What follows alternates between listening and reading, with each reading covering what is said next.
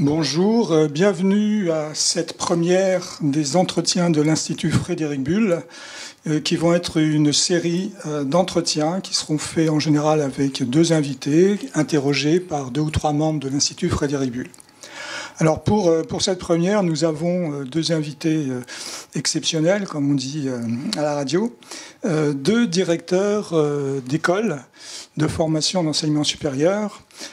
Par ordre alphabétique, Benoît Leblanc, qui est directeur de l'École nationale supérieure de cognitive de Bordeaux, et puis Dominique Siama, qui vient de quitter la direction de l'école de design Strat et qui est en train d'ouvrir une nouvelle école de design à l'université de Cergy-Pontoise. Les personnes qui vont les interroger seront d'une part Laure Bourgois et Laurent Gouzen, qui sont 2 membres du conseil d'administration de l'Institut Bull, et moi-même, qui suis Jean Romer, qui suis président de l'Institut Bull. Pour commencer de manière simple et concrète, qu'est-ce que font les jeunes qui sortent de vos écoles une fois qu'ils sont diplômés? Alors qu'est-ce qu'ils font? Ils sont designers. Alors quand je dis ça, je dis tout et je dis rien, parce que qu'est-ce que c'est qu'un designer? Ça dépend complètement du moment où on dit qu'on est designer. Alors être designer au XXIe siècle, c'est en fait s'intéresser aux conditions de vie des gens. C'est-à-dire en fait, un designer, qu'est-ce que ça fait? Ça contribue à créer des conditions d'expérience de vie réussies. Donc quand on a dit ça, on a dit à peu près tout, c'est-à-dire entre le moment où on est et le moment où l'on meurt, on ne vit que les situations de vie. Et voilà. Et donc ces situations de vie, elles se situent dans des espaces, elles utilisent des objets, des interfaces, des services. Elles correspondent à des situations professionnelles, des situations intimes, des situations publiques, des situations privées. Il n'y a pas un seul de ces moments qui ne se designe pas. Donc, c'est vous dire combien le métier de designer a un brillant avenir. Nos élèves, une fois qu'ils sont diplômés ingénieurs, donc c'est un titre d'État, et ils sont ingénieurs qu'on appelle cogniticiens, c'est-à-dire qu'ils sont ingénieurs d'une école, l'ENSC, qui est une école finalement généraliste en termes de compétences, puisqu'ils peuvent travailler dans différents secteurs, aussi bien les secteurs de l'automobile, l'aéronautique, le jeu, la banque, l'assurance, enfin un petit peu toutes les disciplines dans lesquelles il y a un ingénieur. Et leur particularité, c'est d'être cogniticien, c'est-à-dire d'être capable de prendre en compte le facteur humain, de prendre en compte les attentes, les capacités, les limites, les performances humaines dans l'action avec la technologie. Et donc ils vont être capables de designer la technologie, de définir, de concevoir la technologie pour l'adapter aux utilisateurs, les utilisateurs étant des gens, des humains, comme vous et moi. Je suppose que dans les minutes qui suivent, on va arriver à comprendre les différences et complémentarités de ces deux types d'enseignement et de formation. Laure, Laurent.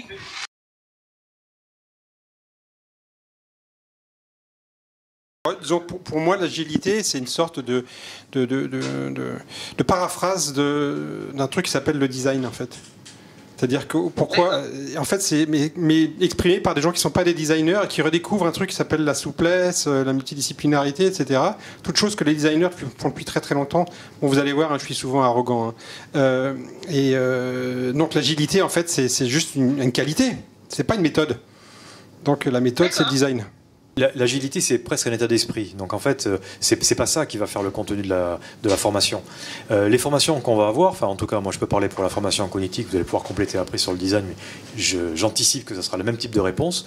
Ce sont des formations inter, voire transdisciplinaires. C'est-à-dire que c'est ça, l'agilité mentale, elle est là. Elle est dans l'interdisciplinarité. C'est-à-dire qu'on est face à des situations où les étudiants, les gens que l'on forme, doivent absolument posséder plusieurs cordes à leur arc, ils doivent être à l'aise dans plusieurs milieux. Et en ce qui nous concerne, donc en cognitique, les 2 milieux essentiels sont un milieu des sciences de l'information, des sciences du traitement de l'information. Donc on a le traitement du signal, probabilité statistique, informatique, enfin, programmation. Voilà, il y a énormément de disciplines autour du traitement de l'information. Et le deuxième volet, c'est les sciences humaines, c'est l'usager, la personne. Donc la psychologie cognitive, sociologie, des groupes, voilà, enfin on va avoir la société de l'esprit, enfin tous ces éléments-là qui sont des éléments liés au facteur humain et qu'il faut absolument posséder aussi. Et donc les étudiants ou les élèves ingénieurs vont se retrouver à cheval sur ces deux parties-là et à devoir être aussi à l'aise dans l'une que dans l'autre. Et l'agilité mentale, elle est là. Alors, l'interdisciplinarité, on la trouve dans les collèges, les lycées déjà. Les profs d'histoire-géo que vous avez, c'est des profs qui sont soit des profs d'histoire formés ensuite à enseigner la géographie, soit des géographes à qui on demande d'enseigner l'histoire. Donc voilà des exemples même d'interdisciplinarité où un enseignant doit avoir 2 cordes à son arc pour être capable d'enseigner. Mais vis-à-vis des collégiens et vis-à-vis des lycéens, ça reste quand même quelque chose qui est assez proche. Donc de l'interdisciplinarité, quand c'est de la complémentarité de discipline, ça a du sens, évidemment. On le retrouve dans plein d'endroits, en mécanique, en mécatronique par exemple. Mais quand ça devient quelque chose qui est un grand écart entre des domaines qui sont autour des sciences exactes et autour des sciences humaines, eh bien c'est là qu'on voit vraiment les apports de l'interdisciplinarité et de l'agilité mentale.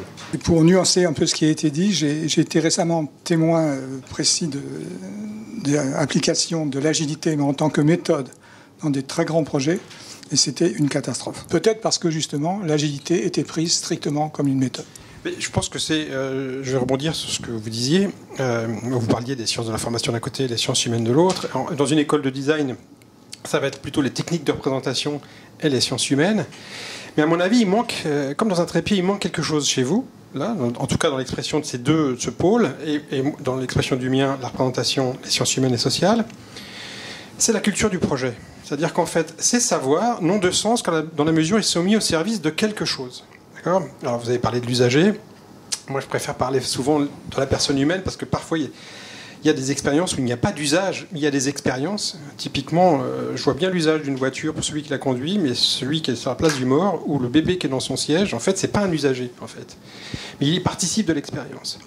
Et donc, c'est ce troisième pied qui est celui de la méthode. C'est-à-dire en fait la méthode au sens presque cartésien du terme, mais je préférais dire morinien du terme en référence à Edgar Morin, qui est de se dire mais tout ceci n'a de sens que parce qu'on le déploie au service de quelque chose. Alors je ne parle pas de la recherche fondamentale, etc., où là les enjeux, ça ne sert à rien, ça ne sert qu'à chercher, c'est tout. Et heureusement qu'on ne cherche que pour chercher. Mais dès qu'on est dans l'application, c'est que c'est toujours au service de quelqu'un. C'est toujours au service de quelque chose. Et donc ce quelqu'un, ce sont des êtres humains.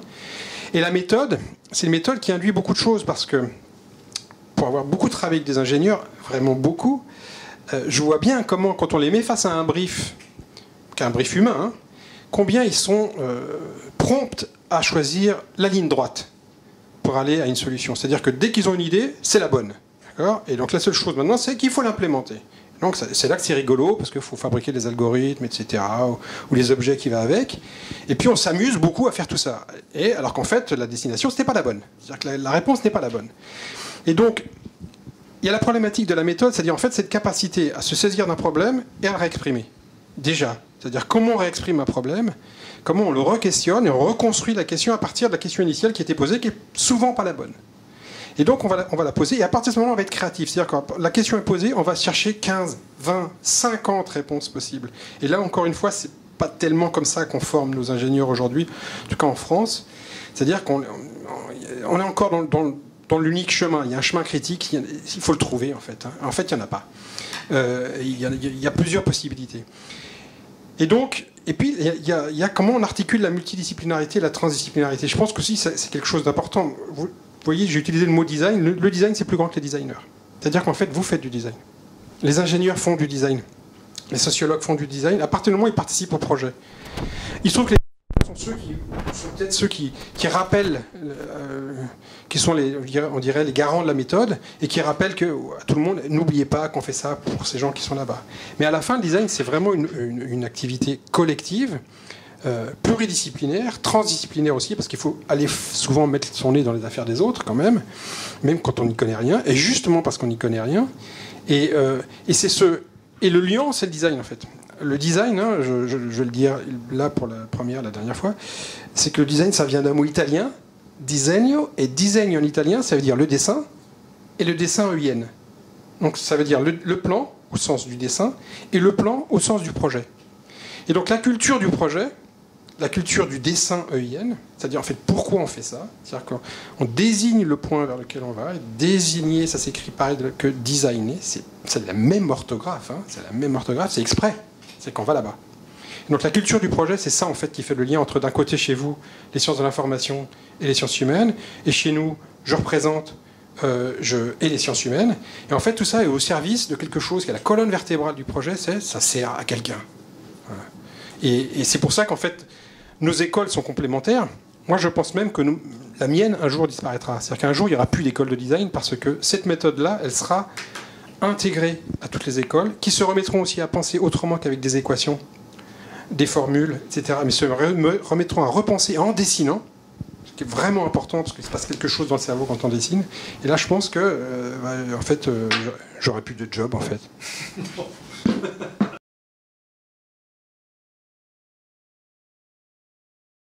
Que pensez-vous de l'usage détourné? Ah, l'usage détourné. De l'usage détourné des objets qui sont produits. Par exemple, je vais vous parler de mon expérience, peu importe, initialement les cartes prépayées, je vivais en Afrique, je faisais des cours à la fac, etc. Initialement, les cartes prépayées, elles étaient, il y a 15 ans, on avait des cartes prépayées pour téléphoner, et puis c'est devenu aujourd'hui les premiers systèmes bancaires, en fait, pour faire du microcrédit, etc. Parce que les gens ont commencé à s'envoyer de l'argent. Et donc ça, c'est une sorte d'innovation frugale, mais effectivement, c'est un usage détourné. Et est-ce qu'on est capable de les prévoir, en fait? C'est une question ouverte, hein. J'en sais rien, en fait. Sur la question, il y a énormément de réponses possibles. Donc, je vais essayer d'en donner un petit peu, puis on y reviendra un peu après. Je ne crois pas qu'il y ait d'usage détourné, en fait. Si on reprend ce que vous disiez à l'instant et ce à quoi je corrobore complètement, ce qui est intéressant, ce n'est pas l'objet, c'est l'usager. Enfin, c'est la personne. C'est-à-dire que moi, j'appelle ça l'usager. Il faut y revenir dessus, le terme aussi. Mais ce qui est important, c'est la personne. Donc, on ne peut pas dire que l'usage est détourné, parce que la personne, elle fait ce qu'elle veut. Enfin, qui on peut être pour obliger quelqu'un à faire quelque chose avec quelque chose de précis avec un outil. On parlait des voitures, il y en a qui utilisent les voitures pour se déplacer, il y en a qui utilisent les voitures pour se promener simplement, il y en a qui utilisent les voitures pour écouter la musique, enfin, on peut faire ce qu'on veut, il n'y a pas d'usage détourné, on peut observer la façon dont les gens participent, font des choses. Alors, je voudrais revenir sur le mot usager ou utilisateur. Ce qui est intéressant, c'est que notre école d'ingénieurs forme des gens sur le UX design. Le terme UX design fait référence à la conception centrée finalement utilisateur, la façon dont l'utilisateur va utiliser l'objet en question. Et ce qui est intéressant, c'est que le même terme en anglais user désigne à la fois usager et utilisateur. Donc c'est le même terme qui va désigner la personne qui est celle qui tient l'outil, celle qui est l'utilisateur, qui a donc, comme je le fais avec un micro, là actuellement je suis utilisateur du micro, mais en fait je suis usager de ce micro. Je me fiche de savoir si ce micro sans fil, la batterie marche ou pas. Ce qui m'intéresse, c'est que finalement mon besoin soit rempli. C'est-à-dire que mon besoin trouve dans la technologie une référence ou quelque chose qui permet d'être satisfait. Et donc je me retrouve à la fois utilisateur et usager en même temps du produit. Et quand on commence à réfléchir au produit que l'on fabrique avec ces deux termes-là, de savoir si la personne finalement est a vocation à devenir experte, a vocation à tenir en main l'outil, ou bien simplement à prendre possession pendant un certain temps, et puis ce qui l'intéresse c'est le chemin parcouru, eh bien ce qui se passe dans la tête de la personne est complètement différent. Et c'est pour ça que c'est intéressant de se centrer sur, alors j'appelais ça l'usager tout à l'heure, vous m'avez repris un peu dessus, vous avez tout à fait raison, pour moi usager, utilisateur, c'est la personne. Et donc il n'y a pas d'usage détourné à mon sens, il y a juste, on peut observer ce que font les gens avec l'outil, et puis après on peut perfectionner l'outil ou trouver autre chose après. Voilà. J'abonde. Je pense qu'il y a des potentialités dans les objets. Et il se trouve que ces potentialités, elles existent, elles sont là. Et les utilisateurs, les usagers, les êtres humains les découvrent en fait. Pourquoi? Parce qu'ils sont dans des situations où ils s'aperçoivent qu'ils peuvent les mettre à leur avantage. Mais vous regardez un téléphone. Aujourd'hui, le téléphone qu'on a dans la poche, c'est plus qu'un téléphone. C'est parfois un téléphone, mais c'est souvent pas un téléphone. Ça sert à faire beaucoup d'autres choses que de téléphoner. Plutôt d'autres choses que de téléphoner. Et pourtant, c'était en potentiel dans les premières tablettes, les premiers assistants. Quand Newton sort au début des années 90, il y a l'iPhone dedans, en fait, potentiellement. Il est là. Hein. Et donc, pour peu qu'on se lâche, et qu'on donne à des esprits jeunes un brief en disant regardez ce truc-là, qu'est-ce qu'on peut en faire, d'accord? Et que tout est permis, parce qu'il n'y a pas de problème d'argent, il n'y a pas de problème de budget, il n'y a pas de problème technique, on est juste dans lâchez-vous, quels sont les usages les plus fantastiques, on peut les prévoir. Alors pas tous, encore une fois, parce que les potentialités sont énormes. Encore plus quand on est dans une approche systémique où tout d'un coup c'est plus des objets, c'est des systèmes d'objets. Alors là, la combinatoire elle est juste gigantesque. Et donc, les potentialités, elles sont à découvrir. C'est ce qui fait que ce métier est rigolo. C'est que justement, tout d'un coup, on peut imaginer, à partir de l'existant, et surtout de l'existant connecté, on peut imaginer des dizaines, des centaines, des milliers d'expériences différentes, et qui mettront en œuvre d'un côté des expertises de représentation, de scénarisation, de storytelling, puis de l'autre côté des savoirs, des expertises de qu'est-ce que c'est que la cognition et comment cette cognition, par exemple, elle est à l'œuvre dans une expérience. J'imagine c'est ce sur quoi vous travaillez vous. Et sachant que, évidemment, les réponses sont bien moins grandes que les questions et qu'on est loin d'avoir découvert pourquoi tout ceci marche, il y a de la marge quand même pour des usages potentiels qui restent à découvrir, quoi. Je voudrais ajouter là que enfin, on n'a plus besoin de questions. Hein. En fait, je suis entièrement d'accord avec ce que vous dites. Quelques questions à attendre quand même. Ça va venir de toute façon. Non, ce que je voulais dire, c'est que on n'est plus dans la prévision, on est dans l'anticipation. En fait, ce que je pense qu'on essaie de vous faire comprendre, usager, usage, enfin utilisateur, c'est pas important. C'est l'état d'esprit. Et moi, là où le seul point de désaccord que j'ai avec vous pour l'instant, c'est quand vous dites qu'il n'y aura plus besoin d'école de design par la suite. Je pense que c'est une école qui forme un état d'esprit dont on a besoin toujours. Et cet état d'esprit-là, pour l'instant, n'existe pas chez les autres et n'a pas vocation à être intégré chez les autres. Donc, peut-être, voilà, mais on y arrivera.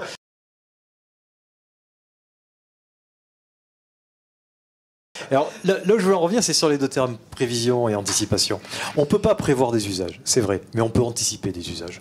Et la grosse différence, c'est qu'on est en train de le vivre avec cette crise sanitaire en ce moment. Cette crise sanitaire ne nous permet pas de regarder le futur avec les données du passé, puisque finalement les données du passé sont complètement bouleversées. Le système est tellement complexe qu'il est chamboulé de tous les côtés. Or, la prévision, c'est quoi ? La prévision, qu'elle soit météorologique, pour le trafic routier, pour tout ça, c'est prendre les données des situations dans le passé, qui étaient un petit peu les mêmes, et essayer de tirer une extrapolation pour le futur, pour voir comment le futur pourrait être. Et on a vécu quand même, jusqu'à il y a 1 an finalement, dans cette loi des données qui permettait de la prévision.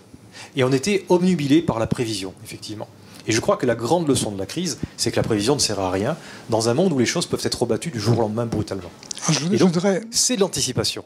Et l'anticipation, c'est être capable de voir au loin des futurs contrastés, vers lesquels ça nous sert des futurs très très différents, qui nous servent comme des boussoles ou comme des phares au loin pour caractériser des futurs possibles et à partir de là, envisager le futur de demain. Alors, effectivement, ceci est, je dirais, un peu une provocatrice très à la mode, mais il y a quelque chose qui est aussi très à la mode, c'est le principe de précaution. Et quand on dit principe de précaution, on parle de preuve, de transparence, de validation, de certification. Et là, vos discours peuvent faire peur par rapport aux discours que l'on donne à certains métiers, à certaines disciplines, à certaines formations, en disant tout ce que vous faites doit être certifiable, transparent, prouvable, etc. Le meilleur exemple étant, par un paradoxe, l'intelligence artificielle. L'intelligence artificielle irait très bien dans votre discours, mais le deuxième mouvement après la gloire autour de l'IA, c'est dire mais on ne sait pas comment ça marche, on n'est pas sûr, on ne peut pas prévoir. Alors on reproche à l'IA de ne pas être prévisible et vous dites chic, rien n'est prévisible et on arrive. Comment vous situez-vous par rapport à ça ? Alors, je pense que justement, paradoxalement, la réponse, vous l'avez donnée, c'est-à-dire que alors moi j'appelle ça le design fiction. En fait, c'est pas moi qui l'appelle, ça existe. Hein, le design fiction, comme il y a la science-fiction, il y a le design fiction. C'est-à-dire qu'on se raconte des histoires, en fait. C'est-à-dire qu'on anticipe effectivement au sens, ça n'est pas arrivé. Hein. Ce n'est pas encore arrivé. La catastrophe n'est pas arrivée. La bombe thermonucléaire n'est pas tombée sur la tête. Mais si elle nous tombait sur la tête, qu'est-ce qui se passerait ? Si demain l'intelligence artificielle forte advenait, d'accord ? Si demain effectivement nous étions capables de donner naissance à des machines qui sont des machines, ne sont plus des machines, des créatures qui seraient capables de penser comme nous pensons, et d'aimer comme nous aimons, de souffrir comme nous souffrons, et d'être idiots comme nous sommes nous aussi, d'accord ? Ça sera vraiment l'avènement de l'intelligence artificielle, ça sera l'idiotie artificielle, je pense. Là, on sera vraiment certains qui sont comme nous. Et donc, eh bien, on peut raconter ces histoires, et on peut imaginer, par exemple, une société où il y a de l'IA forte. Qu'est-ce que ça serait une société où il y a de l'IA forte ? Eh bien, on peut se raconter cette histoire-là, on peut la mettre en scène, on peut imaginer comment les magasins fonctionneraient, comment la gouvernance d'un pays fonctionnerait, comment une ville serait pilotée. On peut le faire, ça. On peut vraiment le faire. Et pas simplement comme un écrivain de science-fiction le ferait. Comme, je dirais, une équipe projet le ferait. C'est-à-dire, si je suis le maire d'une ville dans laquelle il y a de l'IA, qu'est-ce que ça veut dire pour moi ? Eh ben, ça peut se designer, vraiment. Et donc, l'anticiper, c'est éventuellement la faire advenir ou faire en sorte que ça n'advienne pas. Ou que si ça advienne sans les avantages, mais qu'avec les avantages. Et donc, il faut plus que jamais imaginer ces situations-là et ne pas s'interdire de le faire, parce que penser, il n'y a pas de risque à penser, jamais de risque à penser. Je pose ma question différemment. Que pensez-vous du principe de précaution? Moi, je pense que le principe de précaution, à partir du moment où c'est quelque chose qui bride notre créativité, je suis fondamentalement contre. Voilà. Vraiment fondamentalement contre. C'est-à-dire que dès que je pense, je peux penser tout ce que je veux, mais vraiment tout ce que je veux, et y compris le pire, quoi. Et sans que je sois moralement gêné par cette liberté.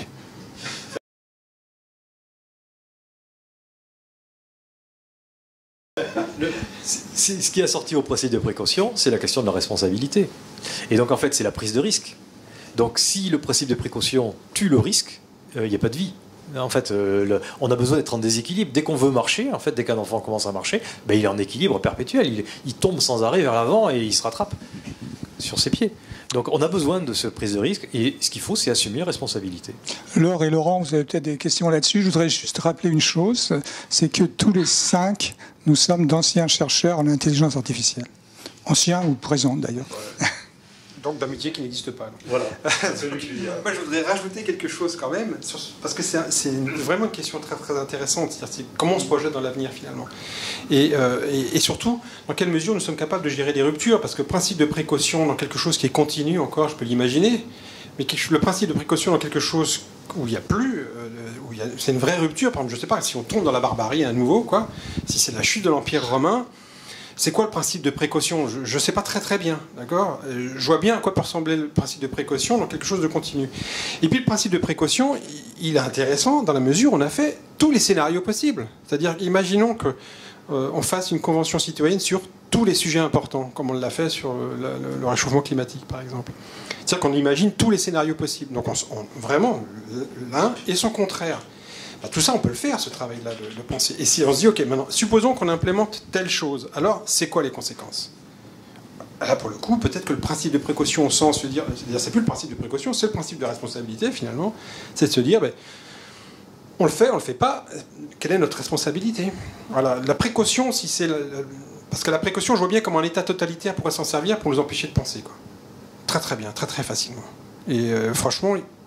Et il y a des pays où c'est déjà à l'œuvre. Il y a un point intéressant sur lequel je voudrais rebondir, c'est sur la rupture, la continuité et la rupture. En fait, on a toujours ça, la continuité, c'est quelque chose qui attire la main, je dirais, et la rupture, l'œil. C'est-à-dire qu'on se retrouve avec... On caresse les surfaces souples, et puis finalement, on regarde dans les interstices ce qu'il peut y avoir. Donc on est sans arrêt sur cette idée de continuité et rupture.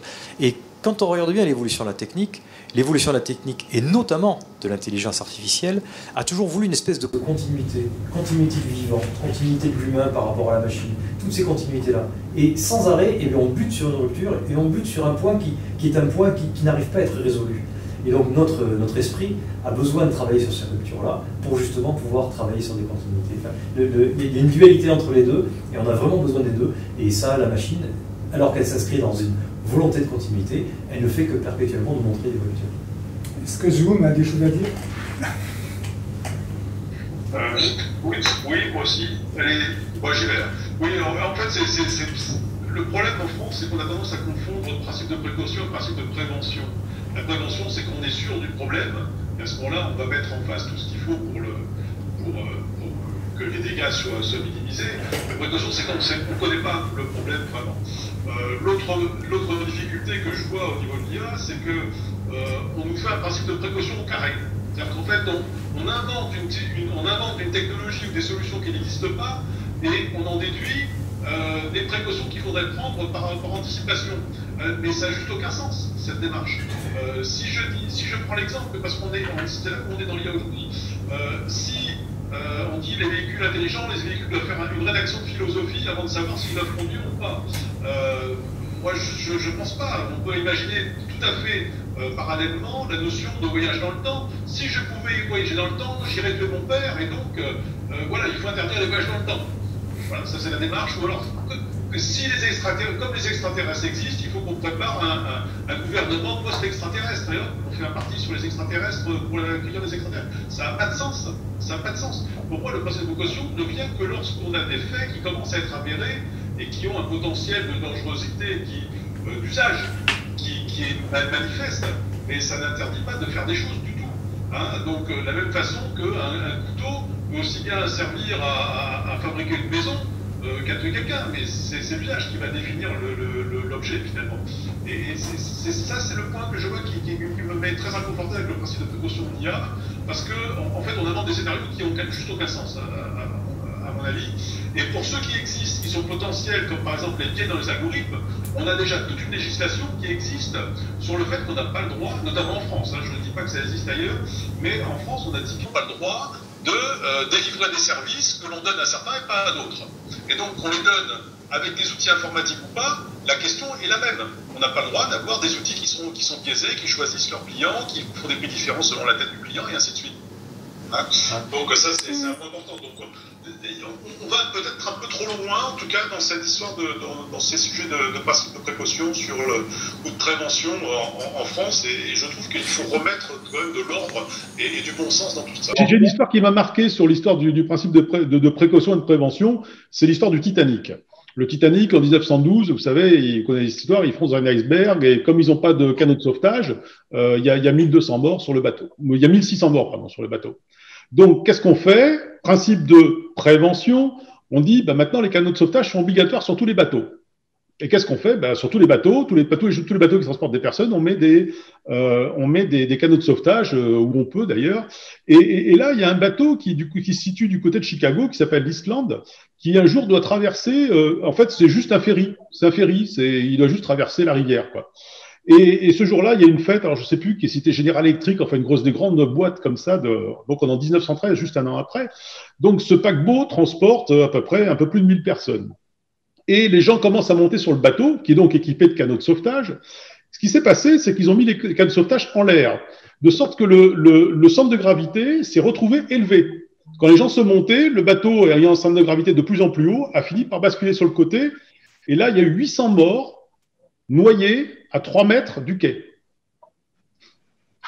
Hein, donc là, c'est juste pour montrer qu'appliquer un principe de précaution n'importe comment ou un principe de prévention et des mesures de protection, c'est pas toujours si facile que ça.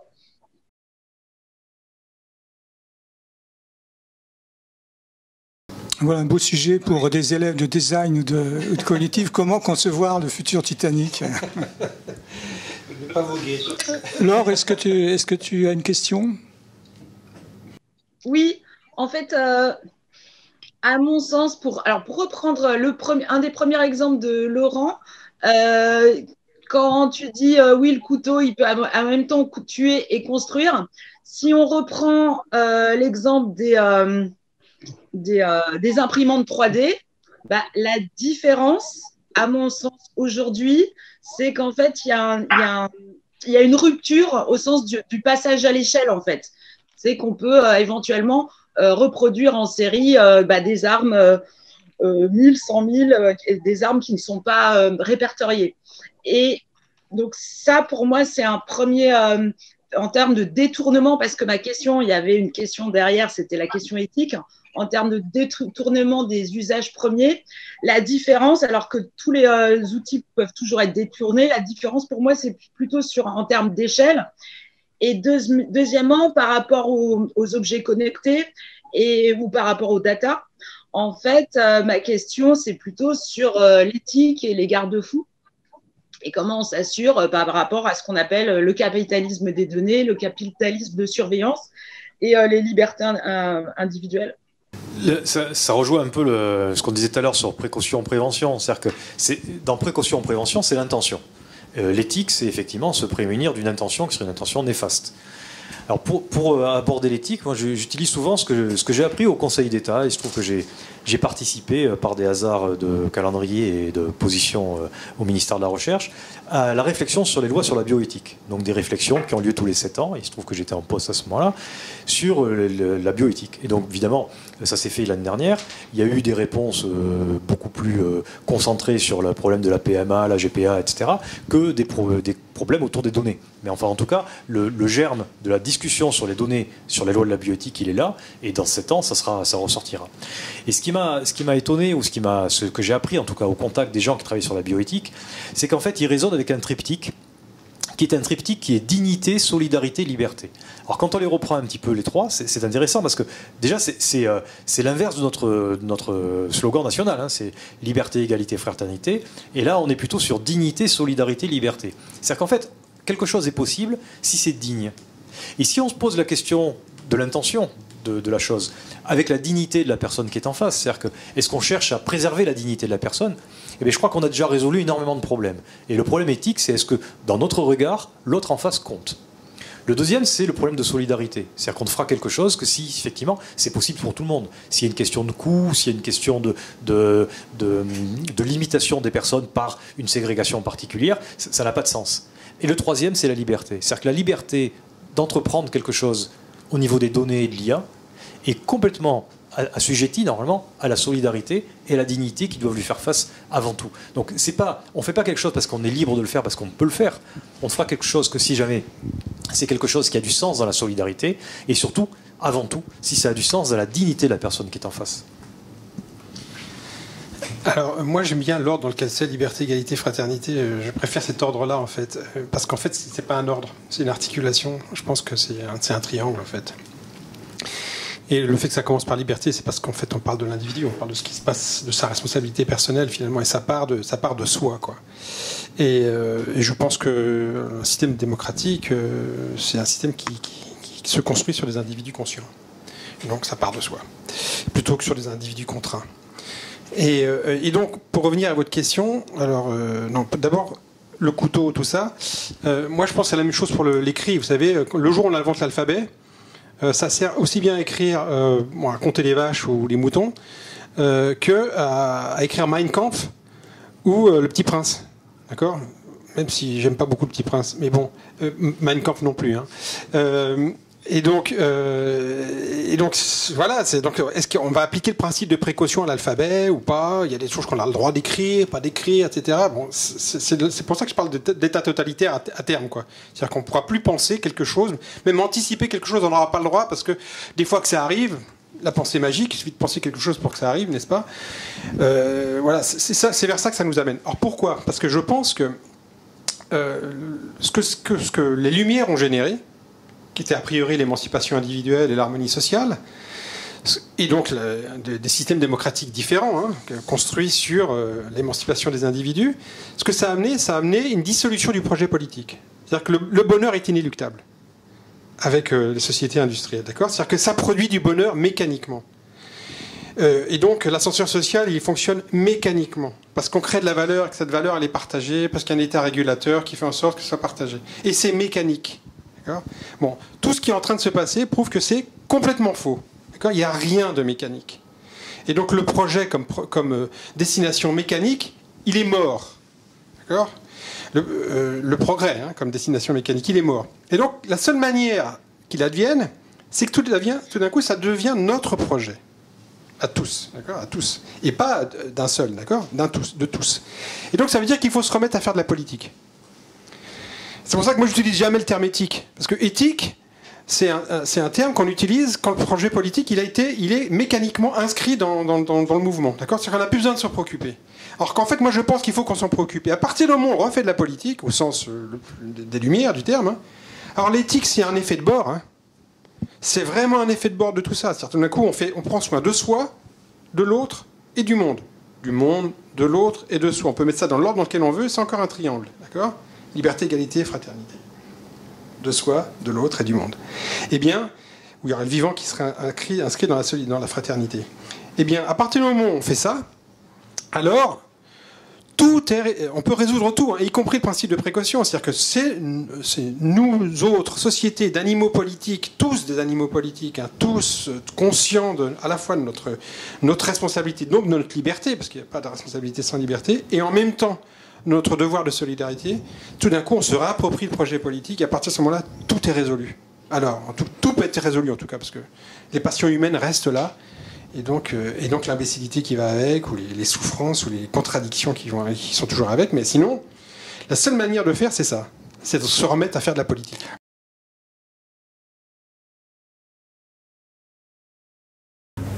Quand on regarde un peu de loin, comme ça, l'homme de la rue, le design, les sciences cognitives, on dit, mais à quoi je peux rattacher ça? spontanément, par exemple, pour moi, le design, je vais le rattacher à l'artisan et à l'artiste et à l'art. Et puis, comme sciences cognitives, je vais rattacher cerveau, médecine ou psychologie. Et donc, quels sont vos liens avec ces autres champs qui seraient respectivement l'art et la médecine? Et concrètement, comment ça se passe avec ces communautés-là? Évidemment qu'il y a des liens avec tous ces éléments-là, enfin, ça me paraît une évidence. En ce qui concerne les sciences cognitives, la relation qu'il y a avec la psychologie, la médecine, la thérapeutique, etc., elle est très forte, puisque ce qui nous intéresse quand on fabrique un objet dans l'idée que cet objet soit utilisable, usagé, etc., avec quelqu'un qui soit derrière, que ça réponde à ses capacités, ses performances et ses attentes, et bien forcément, on doit s'intéresser notamment à ces biais cognitifs, à la façon dont la personne pense et réfléchit. On en a tout parlé là tout à l'heure, la différence entre prévision et anticipation. Mais tout le monde n'est pas câblé pour faire l'un et l'autre. Tout le monde n'a pas des préférences dans l'un ou l'autre. Et donc, forcément, les gens vont se retrouver à être plus à l'aise d'un côté ou de l'autre. Quand on regarde, encore une fois, la crise sanitaire qu'on vit en ce moment, il y en a qui hibernent, il y en a qui font l'autruche. C'est-à-dire qu'en fait, ils disent, bon, mais on va attendre que le président parle, il parle demain, et puis demain, il nous dit peut-être qu'on reste 15 jours de plus, mais on attendra 15 jours, et puis etc. C'est-à-dire de proche en proche. Je ne veux pas envisager que le monde a changé, parce que ça ne me plaît pas, parce que je ne suis pas bien. Ou au contraire, je ne peux envisager seulement que le monde ait changé, parce qu'il n'y a que ça qui me plaît. Ce qui est important quand on fait de l'anticipation, c'est être capable d'anticiper des futurs qui ne nous plaisent pas. Des futurs sur lesquels on ne soit pas à l'aise, on ne soit pas content, on ne soit pas joyeux. Et c'est justement cette difficulté qui va nous permettre de progresser. Et donc, il est important de tenir compte de ces biais cognitifs, de les connaître, de savoir qu'on raisonne d'une certaine façon et que cette façon est biésée, pour justement pouvoir envisager des choses. Ma question était un peu plus terre à terre, c'est-à-dire la médecine, le cerveau, les sciences du cerveau, est-ce que ça intervient et comment ça tangente ou pas sur les sciences cognitives appliquées. Alors, vos disciplines. Au niveau des sciences cognitives appliquées à l'industrie, l'entreprise, ça a un lien, mais un lien qui est un lien peut-être faible. C'est-à-dire que la connaissance du neurone, la connaissance du cerveau en tant que système nerveux, a un sens pour se faire une représentation mentale de ce que c'est. Et donc il est important que l'ingénieur cogniticien ait une connaissance de ces fondements-là, ne serait-ce que parce que c'est ça qui se passe dans la vie, c'est ça qui se passe autour de lui, et donc il a besoin de s'en faire des représentations. Mais il n'y a pas de lien direct entre la médecine et l'usage des objets. On n'a pas de lien qui permettrait de dire que tel objet doit être utilisé de telle manière parce que la personne aurait tel tableau pathologique ou tel tableau psychologique. C'est pas vrai. Et donc il n'y a pas de régulation grâce à ça. Donc il y a une inspiration nécessaire, tout ce qui est neurologie, tout ce qui est... Prenez par exemple les IRM, les imageries cérébrales, enfin les imageries du cerveau en action. C'est joli, c'est fascinant, ça nous fait une représentation, mais on ne peut rien en tirer. Il n'y a aucune liaison de cause à effet. On ne peut pas dire que parce que l'image, ça s'allume à tel endroit, il se passe ceci. C'est pas vrai, on n'en sait rien. Il y a tellement de bruit que finalement, le point lumineux qu'on voit est noyé dans un bruit général. Donc c'est intéressant pour l'ingénieur, pour l'artisan, pour la personne qui travaille sur ces sciences cognitives appliquées, de savoir que ces choses-là existent, mais il ne pourra pas s'en inspirer pour son travail même. Et on ne pourra pas parce qu'on n'est pas 100 ans plus loin dans le temps. Bien sûr. Anticipons, et là on trouvera effectivement de l'action. Dominique Siama va répondre. Dominique Siama va répondre à cette question sur l'art et le design. Alors, historiquement, oui, bien sûr. C'est-à-dire que le lien entre design et art appliqué, on va dire, et donc artisan, il est historique. C'est-à-dire que le design naît de la question qui surgit au XIXe siècle quand les machines se mettent à faire ce que les artisans faisaient. Parce que grosso modo, c'est ça. Hein, c'est-à-dire qu'avant, tous les objets étaient faits par des mains humaines, et tout d'un coup, les objets sont faits par des machines. Et donc se pose la question à la fois de la qualité de ce qui est produit et de la beauté de ce qui est produit. Et le design industriel, parce que c'est ça dont il s'agit, il répond à cette question. Il dit on est capable, on invente un nouveau métier, celui de designer industriel, et qui va être capable en amont de la production des machines, de dessiner les objets et les composants des objets de telle manière que quand ils sont produits par des machines, on est content de les avoir sur la table ou à côté de soi, parce qu'ils sont beaux. D'accord, voilà. Et ça, c'est historique. Évidemment, tout change à partir du moment où on progresse, d'accord. Et en particulier, on sort d'une société industrielle pour aller une société post-industrielle, en particulier une société de service, une société de la connaissance. Aujourd'hui, une société de l'intelligence, et moi je dirais une société du lien maintenant, d'accord. Parce que c'est ça en fait l'enjeu, c'est designer du lien, de la relation. Et moi je rajouterais de la décision. Et donc, le lien avec l'art, il est où? Il est lié dans les techniques de représentation. C'est-à-dire qu'en fait, je le disais tout à l'heure, qu'est-ce qui fait que la différence entre un designer et un ingénieur, en tout cas aujourd'hui, parce que ce n'était pas le cas au 19e siècle, parce que les ingénieurs, ils dessinaient, beaucoup même, c'est justement ils dessinent. C'est-à-dire que tout d'un coup, ils mettent en scène, enfin, d'à fois, ils représentent dans l'espace réel ou virtuel d'ailleurs, des objets réels ou imaginaires. Mais plus que des objets, des liens, des situations, des complexités, des organisations. Et ils le font de manière non verbale.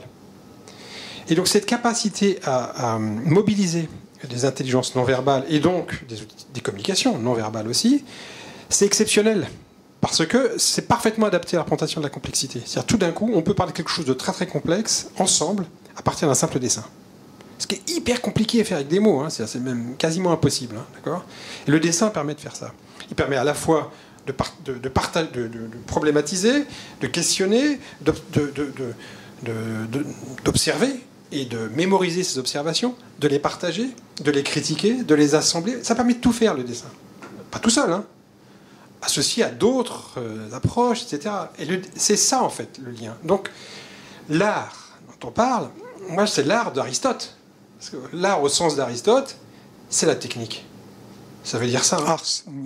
La technique, d'accord. C'est l'état de l'art, l'homme de l'art, c'est la technique, notre capacité à représenter, à transformer un savoir, à le matérialiser dans quelque chose avec des causes et des effets, quoi, la technique. Et de ce point de vue-là, on revient très très en arrière, où on se projette très très en avant sur notre rapport à l'art, un rapport qui a été coupé en 1000 morceaux par la révolution scientifique, qui a dit il y a l'art d'un côté et les sciences de l'autre. Et ça, parlez-vous, les artistes, vous allez décorer ce qu'on a imaginé. Léonard de Vinci, c'était la charnière. Non, voilà, exactement. C'était le dernier c'était avant. Des artistes. C'était avant. La révolution scientifique, elle dit ok, maintenant il y a les scientifiques qui font des trucs sérieux, tous les autres vous êtes là pour décorer ce qu'on invente, et puis on vous appellera quand on aura besoin de vous, quoi. Grosso modo, à peu près ça. Et puis maintenant le temps revient, des temps léonardesques, justement, et on dit, particulièrement dans ce lieu, n'est-ce pas, qui est de dire c'est fini cette histoire-là. On va à nouveau réunir ce qui a été séparé, l'art, la science, des savoirs très très divers, pour les mettre au service du projet humain. Et peut-être que ça va mieux se passer.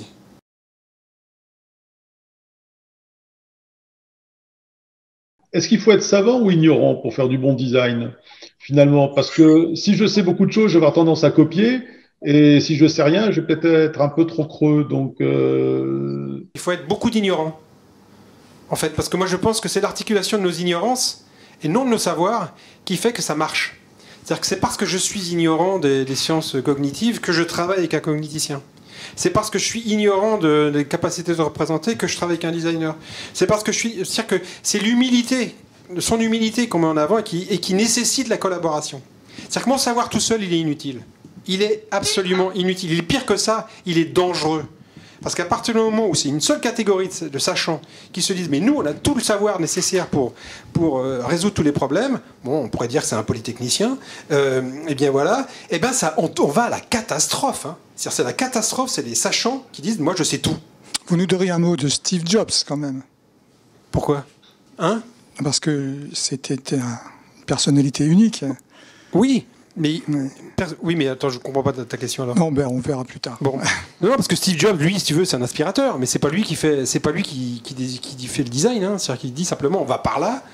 Je pense que ça, c'est le rôle du leader, mais on pourrait y revenir parce que je pense qu'un leader, c'est encore quelque chose d'autre, parce que le leader, pour le coup, c'est quelqu'un, c'est un individu, d'accord. Il est capable de dire, on va par là, d'accord.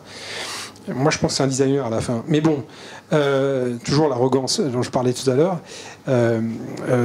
Donc, nos ignorances, connaître nos ignorances et les articuler, c'est plus important que de mettre en avant nos savoirs. J'ai toujours compris la différence entre les ingénieurs et les commerciaux. Je caricature un petit peu, mais quand on a un objet, il y a au moins deux façons de le voir. La première, c'est de quoi c'est fait, comment ça marche.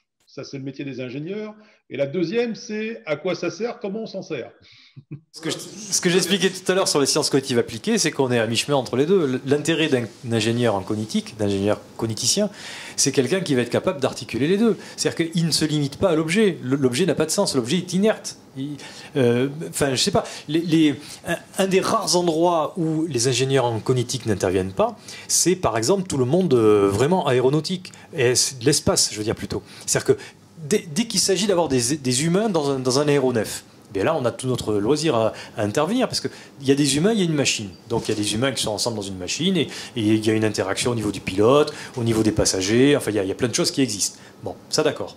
Maintenant, quand l'appareil part et va dans l'espace. Alors, quand il va dans l'espace, parfois, il y a des astronautes. Mais enfin, les astronautes, ils sont pas toujours là, en fait. C'est-à-dire que les astronautes, ils peuvent pas faire grand-chose. Ils sont un peu contraints, on va dire, là-dessus. On parlait de conscients et contraints tout à l'heure, ils sont un peu contraints. Mais quand on a des sondes spatiales qui partent hors de la galaxie, là, il n'y a plus rien en cognitique. Il n'y a plus de cognitique, puisque la chose doit être entièrement automatisée. On a tout fait pour retirer complètement la part humaine. Il n'y a plus d'humain à l'intérieur. Donc, s'il n'y a plus d'humain, il n'y a plus de cognitique. Donc, je reviens à ce que je disais tout à l'heure. Les sciences cognitives appliquées vont être appliquées dans le sens où elles vont articuler la partie usage et outil. C'est les trois à la fois qu'il faut vraiment faire, quoi. Donc, et pour répondre à ta question sur est-ce qu'il vaut mieux être ignorant ou sachant, il faut un peu des deux. Alors, ça me fait penser aussi à... Enfin, on peut digresser, on a un peu de temps. En fait, dans les modèles mentaux qu'on utilise pour apprendre la cognition, il y a un modèle de raisonnement qui est un modèle qu'on appelle le modèle de la décision duale, ou en tout cas de la prise duale de décision. Alors c'est un modèle, hein, c'est pas une certitude, c'est pas une vérité, c'est quelque chose qu'on peut observer dans les comportements, mais c'est quelque chose qu'on peut pas disséquer, trouver quel est le neurone qui fait ceci ou cela, ça n'a même pas de sens. Donc ce modèle, en psychologie cognitive notamment, explique qu'on a deux systèmes de décision. Un premier système qui est immédiat, qui est rapide, qui permet de résoudre plein de problèmes tout au long de la journée, qui nous consomme très peu d'énergie, qu'on appelle le système 1. Et puis un système 2 qui est beaucoup plus lent, réfléchi, qui consomme beaucoup. Lui, il faut du sucre pour que ça fonctionne. Et c'est un système donc de décision qui est rationnel. Alors on en a un qui est quasiment impulsif, l'autre qui est rationnel. Je les caractérise vraiment en les mettant de part et d'autre. Mais ce qui se passe dans la tête, c'est que les deux fonctionnent en même temps. C'est-à-dire qu'on ne peut pas dire aujourd'hui je vais être hyper rationnel. C'est pas vrai. Le côté émotionnel va vous rattraper. Ou bien vous dites aujourd'hui je suis complètement impulsif, puis vous vous rendez compte finalement on ne peut pas. On peut pas faire la partition des deux dans le cerveau. Et les études ont tendance à favoriser l'une ou l'autre. Alors c'est peut-être là où on pourrait commencer à discuter de nos deux écoles. C'est que nous, on est une école d'ingénieurs, on aurait tendance à rationaliser les choses, on aurait tendance à amener les élèves sur quelque chose qui va être un peu plus raisonné, un peu plus carré, un peu plus structuré. Alors qu'au contraire, je tends la perche évidemment, dans le design, ce ne sont que des artistes qui au contraire vont aller vers leur impulsion, vers leurs idées premières, etc. Bon, c'est pas vrai. On va pas y arriver à faire ça, parce que d'abord, ça n'a pas de sens, c'est toujours les deux à la fois. Mais ce qui est intéressant, c'est que les deux sont perpétuellement en effervescence dans le cerveau en même temps. Et alors, quand on est encore dans cette crise sanitaire là ici, on a quoi? On a notre système impulsif qui ne peut marcher que si on a été préalablement exposé à des situations similaires. C'est-à-dire que la première impression, elle a de sens si jamais on a déjà été exposé à cette situation. Et donc notre première impression, elle est pertinente parce qu'elle puise dans notre irrationnel sentimental. Mais en tout cas, on a déjà fait face à cette situation. Là, moi, je ne sais pas pour vous, mais j'ai jamais été incarcéré. Et donc, faire un mot d'excuse pour sortir de chez moi ou m'autoriser une sortie, ce qui est vraiment le cas avec une attestation, c'est un truc que j'ai jamais fait. Donc, tout mon environnement en dehors de ma maison est quelque chose qui devient inconnu, alors que c'est quelque chose qui devrait être familier. Venir ici, c'est compliqué, par exemple, alors qu'en fait, normalement, c'est quelque chose où je suis souvent venu ici. Donc on voit que cette situation impulsive, immédiate, elle est complètement perturbée. Et inversement, la situation rationnelle, elle est perturbée elle aussi. J'ai jamais été confronté à un virus de propagation de voies aériennes comme ça, qui était mortel et qui était compliqué. Donc je ne sais pas quoi faire. Est-ce que je dois prendre des précautions ou pas? Comment je dois agir? Je ne sais pas. Donc tout ce qui est impulsif n'a pas les bonnes informations pour fonctionner, et tout ce qui est raisonné n'a pas les bonnes informations pour fonctionner. On est dans une situation qui est très complexe. Et je rajouterai une petite chose, c'est que les savoirs sont des prisons. Alors, surtout quand il s'agit, alors non pas de vivre tous les jours, parce que je pense qu'effectivement nos vies quotidiennes sont basées sur des automatismes à bien des égards. Il y a plein de choses qu'on fait de manière automatique parce qu'on déploie des savoirs éprouvés, parce qu'on vit des situations répétitives. Donc c'est hyper simple. Et 90% de nos vies tous les jours, c'est ça. Quand je dis 90, je suis encore loin de la vérité, c'est beaucoup plus que ça. Mais quand on est en position de création, c'est-à-dire on se pose un nouveau problème et on veut trouver de nouvelles solutions, d'accord, voire même trouver de nouveaux problèmes, parce que ça commence par trouver le problème. Eh bien, tout d'un coup, il faut à la fois se faire confiance, au sens où on a des savoirs, et puis les oublier. Parce que les savoirs sont des prisons cognitives. C'est-à-dire qu'on se rassure avec les savoirs qu'on a, on a tendance à tout ramener à ce qu'on sait, d'accord ? La personne qui cherche les clés en dessous du lampadaire, parce que c'est là où il y a de la lumière, quoi. Donc je vais chercher ici et nulle part ailleurs, pour prendre cette métaphore-là. Alors en position de création, de création collective aussi, eh bien tout d'un coup, il faut oublier ces savoirs. Il faut le temps qu'il faut, il faut les oublier. C'est-à-dire qu'il faut penser de manière magique, tout d'un coup, la science n'existe plus, la raison n'existe plus, le marché n'existe plus, l'argent n'existe plus. Il n'y a plus que des situations de vie qui existent. Et c'est quoi, en fait, comment je peux analyser ces situations de vie, ou les lire, ou les rêver, parce que je voudrais qu'elles soient meilleures, ou moins douloureuses. Et dans ces cas-là, je peux tout me permettre. Je peux absolument tout me permettre. Et puis après, atterrir. Moi, il y a un algorithme que j'aime bien, qui me sert souvent de métaphore, les gens ne comprennent pas toujours quand je l'utilise, c'est celle du recuit simulé. Mais le recuit simulé, c'est marrant comme métaphore, parce que tout d'un coup, on va mettre de l'énergie, donc ça va faire bondir les trucs à une hauteur incroyable, avant que ça retombe dans des puits. D'accord ? Et donc, voilà, quand on oublie tous ces savoirs, c'est faire chauffer, quoi. On va faire chauffer la machine un maximum, etc. Et ça va monter très très haut, etc. Et puis bon, ça va refroidir, on va tomber dans des puits de potentiel. Bon, c'est très très bien. Mais et quand on est en situation de créativité, c'est comme ça. Il faut oublier tout ce qu'on sait. C'est à partir du moment où on oublie tout ce qu'on sait, on est des blasphémateurs, on est des iconoclastes, on brise absolument tout, on respecte absolument rien. La morale, ça n'existe pas, l'éthique, ça n'existe pas, mon père, il n'existe pas, ma mère, il n'existe pas. Rien n'existe. En tout cas, rien ne me contraint. Je m'autorise tout, puis après, on atterrit, quoi. Et quand on atterrit, tout revient. Absolument tout, les contraintes matérielles, physiques, économiques, sociales, absolument tout revient. Et hop, on atterrit à un endroit, quoi. Moi, j'ai une autre métaphore que j'aime bien, c'est l'effondrement de la fonction d'onde. Tu vois, c'est en mécanique quantique. Tout est possible. Tac, tu fais un truc et puis une seule possibilité.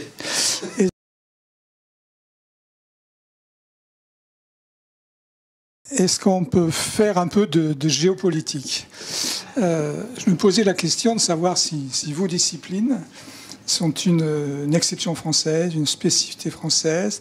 Est-ce que c'est quelque chose de très répandu, de très à la mode ? Je sais que Dominique Siama a créé des succursales d'écoles de design en Asie en particulier. Est-ce qu'on parle aussi bien autant de sciences cognitives, de cognitique, d'ingénieurs cogniticiens, d'écoles de design, d'enseignement du design dans les différents coins du monde ? Comment vous vous situez par rapport à ça ? Non, il n'y a pas d'exception française. C'est-à-dire que nous, on travaille sur les humains et les technologies. Bon, il y a des humains un peu partout, il y a des technologies un peu partout, donc les questions se posent partout. La façon d'aborder, peut-être, il pourrait y avoir une école française par rapport à ça. C'est-à-dire qu'une manière d'aborder les choses, avec ses particularités, ses éléments, oui, ça sans doute. Mais en tout cas, le problème lui-même, il est dans le monde entier. Alors, chaque culture va avoir sa façon de détourner, ou il y a des endroits, le mode d'emploi suffit pour savoir comment l'outil va être utilisé, parce qu'on ne va pas en démordre, on ne va pas en sortir. Il y a d'autres endroits où, au contraire, le mode d'emploi, il doit être fait sous forme d'image, parce que sinon les gens ne vont pas le lire, etc. Et donc je crois que culturellement, il y a une grande variété du couple humain-technologie, mais en tout cas, ce qui est sûr, c'est qu'il y en a partout dans le monde. Oui. Alors, moi, je pense qu'il y a des différences. C'est-à-dire que l'enjeu, il est partout. C'est-à-dire qu'il faut le designer partout. Simplement, la manière dont on design est très différente d'un pays à un autre, d'une culture à une autre. Alors, les pays anglo-saxons, par exemple, sont des pays très pragmatiques.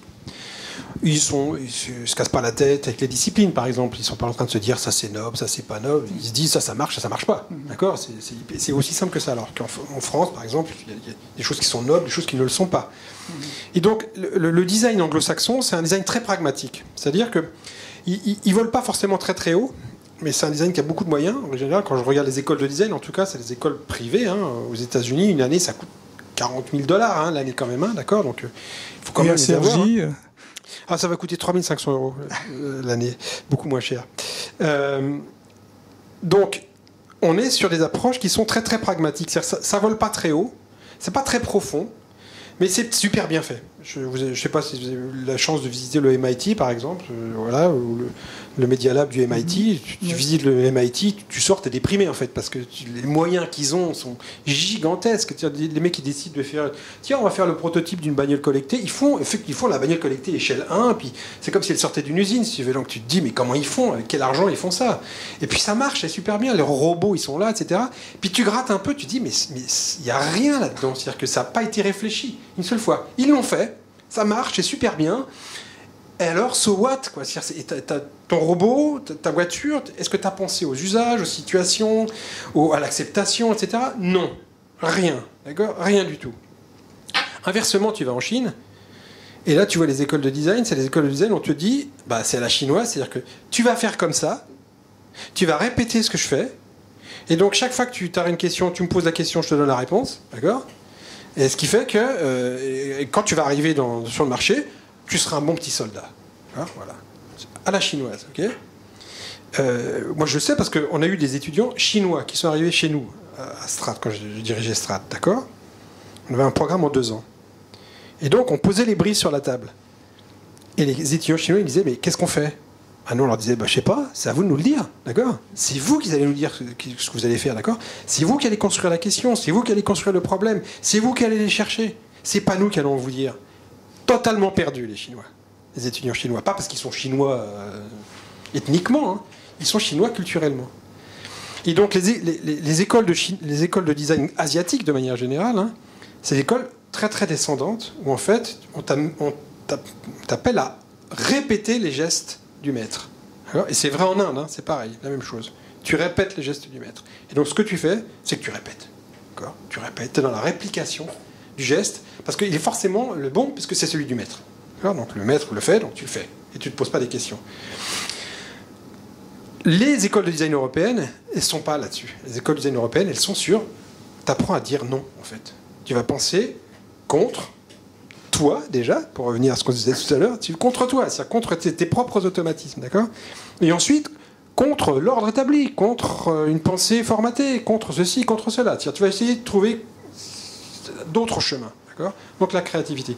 Et ça, c'est possible parce que, on va rester dans la géopolitique, c'est parce que la démocratie, les systèmes démocratiques européens, ils fonctionnent sur une idée qui n'est pas du tout celle de... il n'y en a pas d'ailleurs en Chine, d'ailleurs, c'est pas une démocratie. Et puis, sur des principes complètement différents de ceux qui sont à l'œuvre aussi aux États-Unis, par exemple, hein, ou dans les mots anglo-saxons. On a une approche du vivre ensemble, de la création, de la remise en cause, de la critique. Les Français, on est les champions de la critique, n'est-ce pas? Qu'on trouve nulle part ailleurs.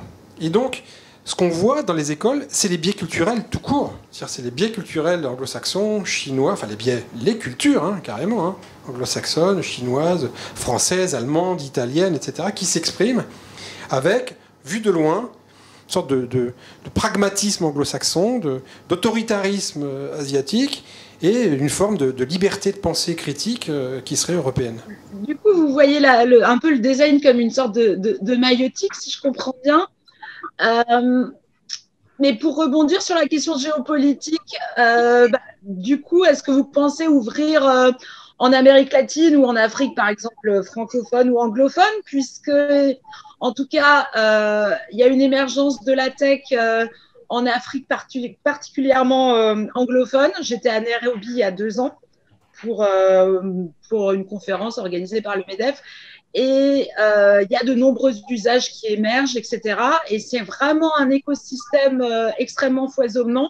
Et justement, ce qui est intéressant, c'est qu'ils sont des problématiques et techniques et des contraintes, et aussi avec une population très très jeune. Alors, c'est pas pour dire que les jeunes seraient plus créatifs que les autres, mais il y a une spécificité de leurs problématiques qui me paraissent extrêmement intéressantes par exemple, pour vos deux écoles. Enfin, moi, si j'avais tous les millions que je voulais, je créerais des écoles partout.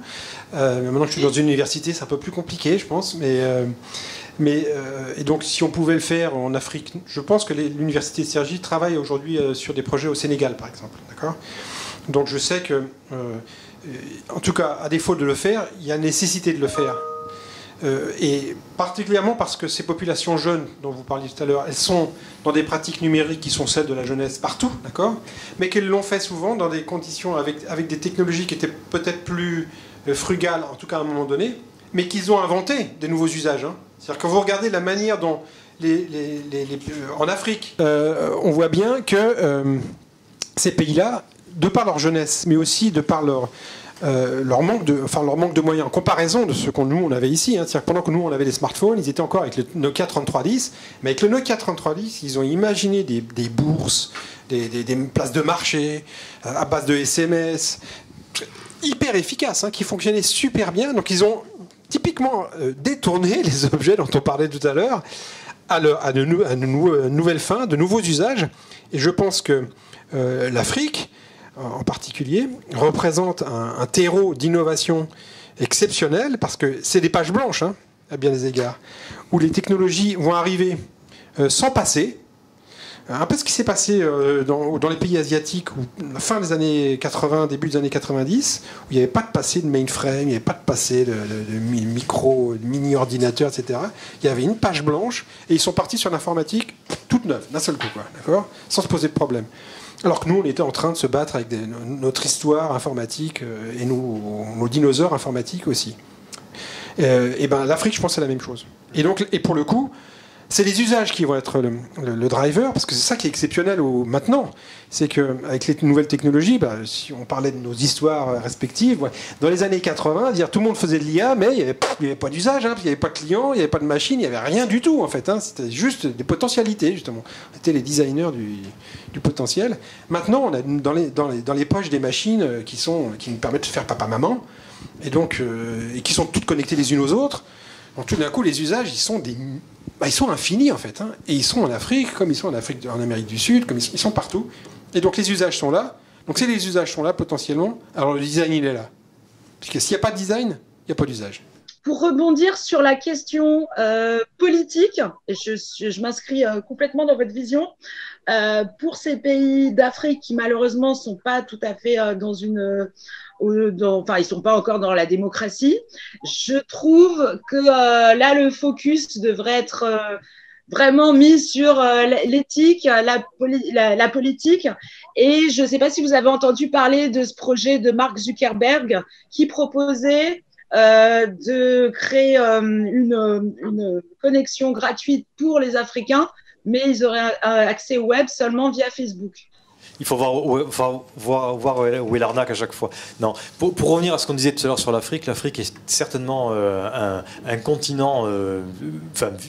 pas vierge, parce qu'il y a tellement de choses qui se font déjà, mais je veux dire, où ça va se passer. Je pense que dans le siècle qui arrive, là, il y aura plein d'idées, plein de choses. Enfin, c'est vraiment là où il va y avoir des inspirations. Les potentialités sont quasiment infinies. C'est vrai que le fait de ne pas avoir d'histoire technique, en fait, par exemple pour les télécoms, le fait de ne pas avoir de ligne téléphonique, ça a fait qu'ils sont passés directement aux lignes satellitaires et par les bornes, en fait. Donc c'est quelque chose qui fait que... ce qu'on disait tout à l'heure aussi, ne pas se brider par rapport à quelque chose, un état d'esprit, ça permet de trouver des solutions qui sont tout à fait originales. Et là, ça va foisonner effectivement en Afrique. Alors, ce qui est intéressant, c'est d'imaginer ce que sera l'intelligence artificielle en Afrique. C'est-à-dire, en fait, qu'est-ce que ça va développer, comment ça va accompagner des usages qui sont naissants et dans lesquels il va y avoir une osmose complète entre ces usages-là et les usagers, entre les personnes. Et l'intelligence artificielle va travailler surtout sur les données. Donc, quels sont les pays dans lesquels il y a des données ? Ça peut être des données bancaires, par exemple. Ça peut être des données... Enfin, tout système de données peut amener des usages dans lesquels les recommandations par rapport à l'IA ou les incitations vont pouvoir amener les personnes là-dessus. Et donc, on peut les anticiper, mais on ne peut pas les prédire. C'est-à-dire qu'on peut imaginer plusieurs choses, se donner en fait des futurs différents là-dessus, sur des choses possibles, mais on peut pas. Il faut être observateurs, regarder avec des yeux grands ouverts ce qui se passe effectivement en Afrique, parce que l'intelligence artificielle, ils sont à suivre de près, et la démocratie, en fait, sa base, c'est l'éducation. Donc c'est par l'éducation qu'on est capable de donner la capacité aux personnes à choisir, et donc aux personnes à pouvoir accompagner leurs usages par la technique. Mais moi, je suis persuadé, effectivement, enfin, comme vous l'étiez, qu'en Afrique, il va se passer des choses absolument fabuleuses. Ouais. En 2008, j'étais chargée de TD à l'université Cheikh Anta Diop. C'est 57 000 étudiants. Et en 2007, sur le campus, il y avait déjà le Wi-Fi. Et je ne pense pas que dans les universités françaises, à cette époque, il y avait le Wi-Fi en 2007. En fait, en tout cas, à l'université à Villetaneuse. C'est normal, mais moi, j'ai vécu l'installation des Wi-Fi sur les campus. Quand on veut installer un Wi-Fi sur les campus, il y a des gens qui commencent à dire oui, mais ça va changer. Évidemment, ça va changer parce qu'on avait un système qui marchait très bien, qui était filaire. Pourquoi le modifier? Ben, c'est juste parce qu'on passe à autre chose. Mais cette étape de passer à autre chose nécessite de lâcher des rétentions de la part de personnes. Il y en a qui ne veulent pas, ou qui n'osent pas, ou qui... Le principe de précaution dont on parlait tout à l'heure. Donc quand on est sur un terrain vierge où il n'y a pas d'éléments filaires, eh bien passer au Wi-Fi, c'est extrêmement pratique parce qu'on ne voit que les intérêts et bien sûr on va adapter les usages avec ces intérêts-là. Donc évidemment que c'est plus facile. Il y a un mot que vous avez beaucoup utilisé en début de cet entretien, chacun, c'est le mot de représentation. Alors, c'est un mot qui a l'air très concret pour vous, et c'est quand même un mot très abstrait pour le commun des mortels. Donc, pour vous, la représentation, c'est quoi et ça sert à quoi? Alors, la représentation, c'est une image. Mais dire que je pense que l'être humain ne fait que construire la représentation. C'est-à-dire qu'il n'y a pas de, je pense, c'est peut-être la première chose que avant même d'apprendre à lire ou écrire, la première chose qu'on apprend à faire, c'est de représenter. On dessine avant d'écrire. Hein. La première chose que fait un petit enfant, c'est qu'il dessine. D'accord ? Et en fait, il va se construire. Alors, il dessine, donc c'est des représentations que lui produit, mais il se trouve que la manière dont son cerveau, la plasticité de son cerveau va à la fois se structurer et grandir, c'est aussi dans les constructions de représentations. Alors, il se trouve qu'il ne les maîtrise pas, mais il a des représentations dans son propre cerveau. D'accord ? C'est-à-dire qu'en fait, il va commencer de manière d'abord parfaitement, je dirais, neurologique, à se construire des représentations qui lui échappent, et puis à partir du moment où il va accéder à la conscience, il va se construire des représentations qu'il construit. D'accord ? En tout cas, qu'on l'aide à construire. D'accord ? Qui sont des représentations culturelles. Il commence à se construire une culture. Voilà. Et qui ne relève pas du mot. C'est-à-dire qu'on ne peut pas linéariser ces représentations. On ne peut pas les décrire. C'est impossible. D'accord ? Enfin, aussi, on peut commencer à en décrire des bouts, mais on ne peut pas les décrire dans leur totalité. Donc, la Joconde ne pourra jamais être remplacée par une description de la Joconde. C'est impossible. D'accord ? Je n'aurai jamais l'émotion face à la Joconde que j'ai en lisant, j'en aurai une autre, en lisant peut-être un roman sur la Joconde. Mais ça ne sera pas la Joconde, ça sera autre chose, ça sera un discours sur la Joconde, pas la Joconde. D'accord ? De la même manière que si je numérise la Joconde et qu'on me donne à voir la suite de 0 et de 1 qui correspond à la Joconde, il y a peu de chances que ça m'excite. D'accord ? Sauf si je suis un fanat du 0 et du 1. Bon. Et donc, la représentation, pour moi, c'est ça. C'est-à-dire que la représentation, c'est probablement les savoirs les plus importants sont la représentation. Et les savoirs les plus emprisonnants sont les mots, sont les formules. D'accord ? Parce qu'on pense qu'à eux seuls, ils peuvent encapsuler le monde. En fait, les idéologues, les staliniens, les dictateurs sont en fait des acharnés des mots et des équations. Et donc je pense que la représentation, elle nous sert justement à sortir de ça, en tout cas nos libertés dont on parlait tout à l'heure, notre créativité, elle se construit sur notre capacité à manipuler les représentations. Donc la représentation pour moi c'est quoi ? C'est tout ce qui est non-verbal. Tout ce qui est non-verbal, et puis les outils de la représentation, c'est tout ce qui me permet de représenter ce qui est non-verbal. Donc ça peut être hyper large, hein, parce que ça peut être du dessin, comme ça peut être de la modélisation 3D, comme ça peut être de la data vis, comme ça peut être des réseaux, la représentation en réseau, enfin tout ce qui est non-verbal. D'accord ? Évidemment, les outils qui permettent de les manipuler, parce que plus c'est complexe, moi j'ai des outils, et plus c'est difficile à utiliser. Quoique, rien de plus complexe que la Joconde, et pourtant, je peux en jouir à chaque fois, sans outils. Alors, on parlait tout à l'heure de la connaissance minimale du cerveau, comment ça fonctionne pour essayer de se représenter des choses, c'est ce que je disais tout à l'heure. En fait, le cerveau, donc c'est un système nerveux qui a bien sûr des fibres qui vont capter de l'information sur la peau, sur les oreilles, partout en fait. On a des entrées d'informations vers le cerveau. Eh bien, un tiers des entrées proviennent de l'œil gauche, un tiers de l'œil droit et un tiers du reste.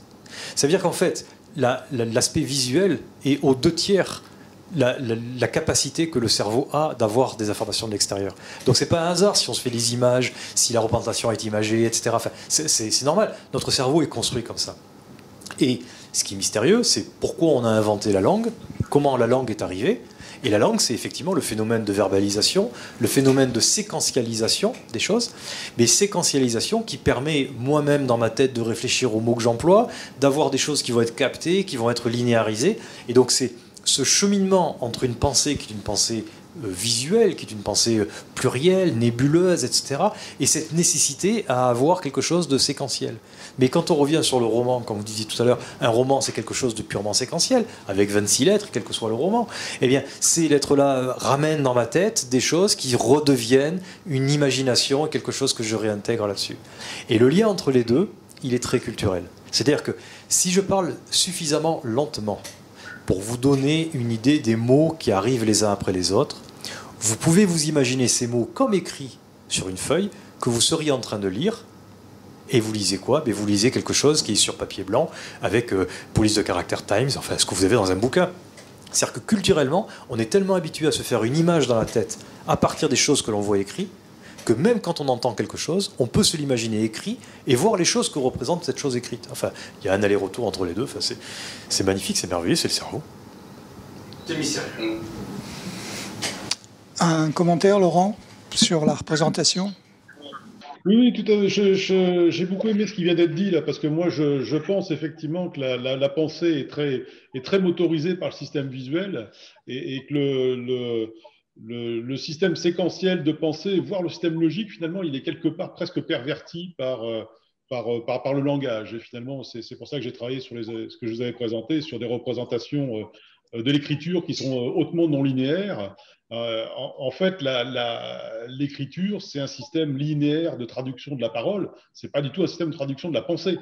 C'est un système de codage de la parole. Et c'est pas ça de codage de la pensée. Et donc, il y a une opposition parce qu'on croit qu'on transmet des pensées quand on écrit, alors qu'en fait, on transmet des mots. Ça n'a rien à voir.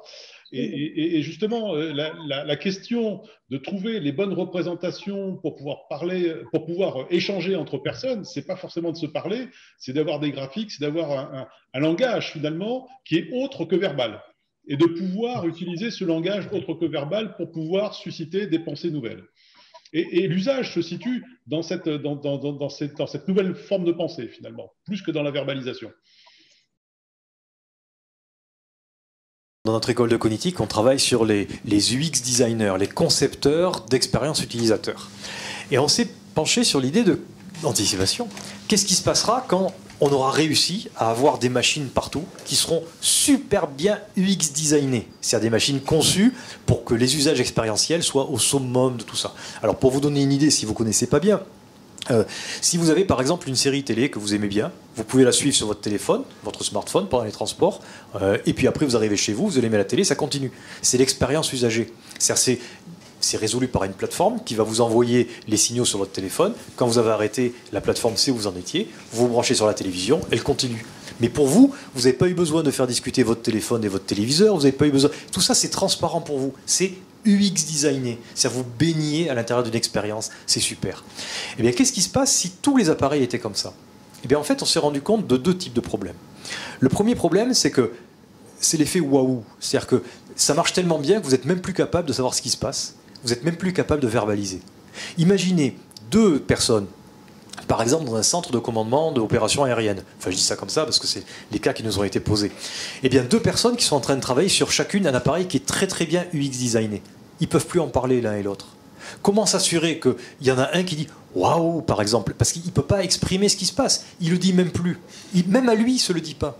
Donc il n'est plus capable de dire à son collègue à côté ce qui est en train de se passer. Donc on va à la catastrophe. C'est-à-dire que si tous les appareils sont bien UX designés, si les personnes n'ont plus la capacité à verbaliser ce qu'ils pensent, l'activité qu'ils sont en train de faire, on va à la catastrophe. Et donc on a trouvé une piste pour travailler sur ces représentations communes. C'est-à-dire que la machine devrait être capable de vérifier, on ne sait pas trop comment, on est en train de les travailler ces choses-là, mais vérifier que la représentation mentale de chacune des personnes dans une équipe est cohérente. C'est-à-dire que les personnes ne vont pas au tapis ensemble, mais ne vont pas aussi de façon dissonante en train de travailler sur la même chose. Donc ça, c'est un premier problème de l'UX design à outrance qui est résolu par ce qu'on appelle le partage de connaissances, KX, le Knowledge Exchange. Et il y a un deuxième point qui va être un point aussi problématique, qui est comment je fais pour regarder une série télé si j'ai plus mon appareil qui me permet de le faire. C'est-à-dire comment je suis démuni sans mon appareil. C'est-à-dire que l'individu sans la technique devient tout nu. Il est plus capable de faire quoi que ce soit. Et on s'en rend compte, la pauvreté quand on se fait, par exemple, voler ou casser son smartphone, par exemple. On a l'impression qu'on ne sait plus quoi faire, on ne sait plus comment faire. Donc ça veut dire que le deuxième problème de l'UX design à outrance, c'est pas seulement de plus le verbaliser, mais c'est de plus savoir faire. De plus savoir faire sans la technique. Et donc là, il y a une problématique qui est sur l'incorporation, sur la technique qui est incorporée, qui est embarquée, qui est hybridée avec l'humain. Et c'est ce qu'on appelle le HX pour Hybridity Extension. Donc en fait, on a identifié deux problématiques posées par l'UX à outrance, et c'est ça qu'on travaille au niveau recherche avec nos chercheurs dans nos laboratoires au bénéfice des étudiants. Ce que tu nous dis là, c'est qu'en fait, on est déjà des humains augmentés finalement. Ah ben oui. Oui. Moi, je pense que c'est un pléonasme. Humain augmenté. D'accord ? C'est-à-dire que l'humain est augmenté. C'est ce qui définit l'humain. C'est-à-dire que le jour où je tape dans un silex et que je m'aperçois que ça coupe et que je suis capable de reproduire le geste, je suis déjà augmenté. En fait, l'outil est une augmentation. Hein, et donc, comme ce qui caractérise l'humanité, c'est justement sa capacité à se construire des outils, à partir de la représentation d'ailleurs. Hein, c'est-à-dire que c'est à partir de la représentation. C'est-à-dire je fais un lien directement entre ma capacité à taper sur un caillou et à produire une arête. Ça y est, l'augmentation, elle est humaine. C'est un pléonasme. Et donc c'est pour ça que le transhumanisme est un crétinisme. Un des objectifs, ça serait de tendre vers une expérience utilisateur universelle. Mais vous voyez, finalement, aujourd'hui, on est 5. Et finalement, je suis l'unique femme, donc ça qui correspond à un peu moins à 20% de femmes dans l'informatique, ce serait peut-être 12. Et dans certains contextes, les femmes sont vues comme une diversité ou comme une minorité. Alors j'avais une chance sur 2 d'être une femme. Bref, qu'est-ce que vous mettez en place par rapport aux formations sur tout ce qui est processus inclusif, diversité, sachant que personnellement, je ne suis pas essentialiste, mais universaliste. Alors, bon, pour parler de notre école, hein, l'école de cognitique à Bordeaux, en fait, on met en place des choses, effectivement, pour s'assurer qu'il y a encore des hommes à l'intérieur. Des hommes au sens, pas avec un H majuscule, hein, des messieurs de la jante masculine. En fait, on a plus de la moitié de jeunes filles. Plus de la moitié des jeunes filles sont... Alors, c'est sans doute pas un hasard, hein, c'est pas une recherche. Hein, on n'a pas essayé ni de sélectionner, ni de ségrémenter, ni quoi que ce soit. On recrute sur des concours très hétérogènes. Je vous expliquais que c'est une école en 3 ans, après Bac+2. On recrute sur les classes préparatoires aux grandes écoles, mais également sur les licences scientifiques. Enfin, on a même un concours sur Cagnes, sur les prépas littéraires. Et en fait, on se rend compte qu'il y a beaucoup plus de jeunes filles que de jeunes garçons qui sont attirés par ces études-là. Alors peut-être parce que c'est quelque chose qui relie la technique et l'humanité, ou la technique, on se pose des questions sur la technique, mais en tout cas, j'ai l'impression que quand on pose des questions intelligentes, finalement, on n'a pas de difficulté à avoir une diversité d'hommes et de femmes. Voilà. Oui, et moi c'est pareil, en fait c'est moitié-moitié aujourd'hui. D'accord ? C'est un métier qui se féminise beaucoup. Alors moi, j'aurais tendance à dire parce qu'il se complexifie. C'est-à-dire qu'en fait, au départ, les écoles de design, c'est des écoles où on apprend à faire des objets.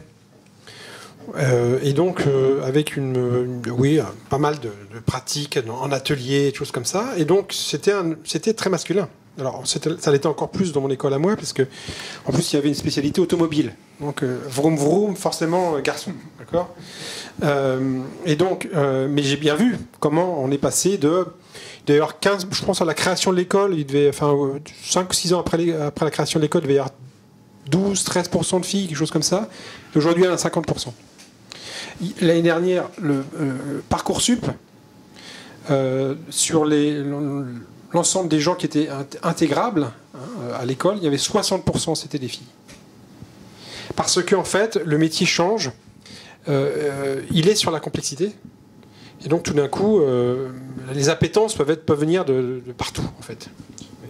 C'est aussi culturel. Enfin, dire que c'est parce que c'est l'automobile, il n'y a que des garçons, c'est pas vrai. Enfin, je veux dire, il y a des filles qui jouent aux autos, il y a le tout. Hein. Donc, Oui, c'est vrai, mais je ne pouvais pas faire autrement que constater que dans les promos de designers qui voulaient faire de l'automobile, quand on a 2 filles dans les 15, on est hyper content, quoi. Et en règle générale, c'est 15 garçons, quoi. Donc on comprend pourquoi il y a de moins en moins de filles dans les écoles d'ingénieurs. Elles vont faire de la cognitique ou du design. Oui, non, mais c'est un point important qui peut nous ramener aussi vers le numérique. Effectivement, dans les écoles d'ingénieurs, il y a une dizaine d'années, c'était monté à 20%, voire plus de 20%. Et c'est redescendu autour de 12-13%. Et alors que tout ce monde là devient plutôt très numérique.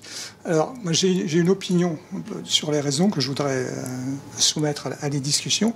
C'est que la pratique de la numérique au sens informatique, programmation, c'est quelque chose vis-à-vis de laquelle les filles ont le courage de dire « mais c'est affreux, c'est pénible, c'est pas du tout amusant, c'est pour pas employer un mot plus grossier ».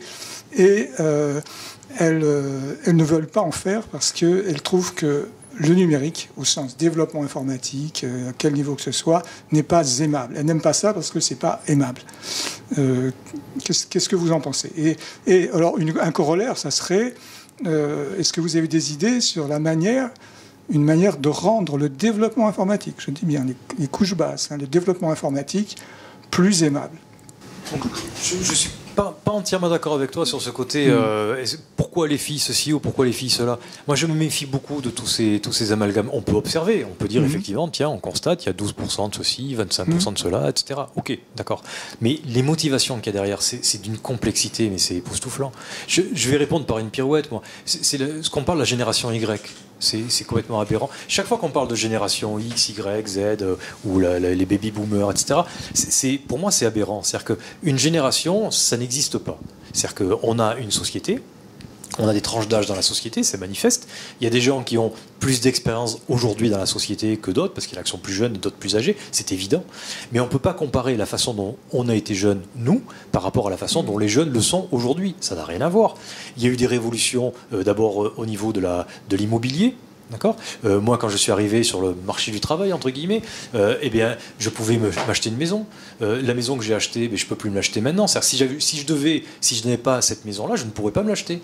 Cette maison, pendant des années, elle a gagné plus d'argent que moi. C'est-à-dire que moi, en trimant comme un fou, en prof d'université, ma maison thésaurisait plus que mon salaire annuel. Ça a duré plusieurs années. C'est complètement aberrant, un truc pareil. Donc, quand les jeunes arrivent dans cette situation-là, forcément, le regard par rapport à l'immobilier, il est plus pareil. Alors si on dit qu'il y a une génération Y, parce que le regard sur l'immobilier, le regard sur le travail aussi, le travail à mon époque c'était un salaire et c'était une carrière, c'est ça qui aidait un peu le fil conducteur de ce qu'on pouvait faire. Maintenant les jeunes, c'est une mission qu'ils cherchent à avoir, c'est tout, c'est pas du tout, ils cherchent à s'épanouir, ils cherchent un environnement, c'est plus du tout les mêmes choses. Mais c'est pourquoi, si on regarde un peu cette histoire d'immobilier, cette histoire de carrière, ces histoires-là, c'est des choses qui expliquent, c'est l'histoire qui explique la génération actuelle. Et donc quand on est la génération Y, à un côté numérique avec une soif innée d'apprendre, je sais pas moi, Internet qui serait gratuit pour tout le monde avec toutes les données qu'on peut avoir, etc. C'est complètement aberrant. Ce qui est sûr, c'est qu'on a un monde tel qu'il est actuellement, où il y a effectivement des strates d'âge différentes, avec des histoires différentes, mais le monde, il est le même pour tous. Le marché de l'immobilier, c'est le même pour tout le monde. Pour eux, pour moi, pour tout le monde. La programmation en Python, pardon. J'ai dit que je faisais une pirouette. Oui, une grosse pirouette. Alors... moi, je ne sais pas, j'ai pas forcément les réponses à ça, mais il y a des pistes quand même. Moi, je pense d'abord qu'il faut se souvenir d'où on vient. C'est-à-dire qu'on est... en tout cas, la situation dans laquelle se trouvent les femmes aujourd'hui. C'est-à-dire que elles sont dans une situation asymétrique. C'est-à-dire qu'aujourd'hui, elles luttent pour pouvoir être dans une situation symétrique. Et depuis un certain temps. C'est-à-dire que depuis 100 ans, minimum, d'accord, elles luttent pour ça. Et franchement, elles continuent de lutter. Ce qui prouve que c'est pas fini quand même. Hein. C'est-à-dire qu'il y a quand même encore pas mal de boulot afin qu'on arrive à des situations symétriques. D'accord. Bon. Et donc, pour moi, c'est lié au pouvoir. C'est-à-dire que c'est l'accès au pouvoir. Qu'est-ce qui fait qu'aujourd'hui les femmes réclament d'accéder à une forme d'égalité? C'est l'accéder au pouvoir, en fait, au pouvoir de décider. être considérés comme des pairs, PAIR évidemment. Et donc, et on n'y est pas. On n'y est pas parce que c'est le résultat d'une culture qui est entre autres liée à la culture du contrôle. Et le contrôle, la culture du contrôle, elle a été augmentée avec la révolution industrielle. En plus, le contrôle, c'est le savoir. Le savoir, c'est la science. La science, c'est de la technique. La science, c'est de l'ingénierie. D'accord ? Le contrôle, c'est tout ça. C'est-à-dire que finalement, la société est construite comme une gigantesque industrie, une gigantesque machine industrielle dans laquelle il y a des ingénieurs, il y a des contremaîtres, etc. Et puis il y a des femmes qui sont en fait à la maison et qui s'occupent des enfants, parce qu'il faut bien que quelqu'un s'occupe de l'éducation des enfants quand même, et qui sont dans le soin. D'accord ? C'est comme ça qu'on va caractériser, ils sont dans le soin.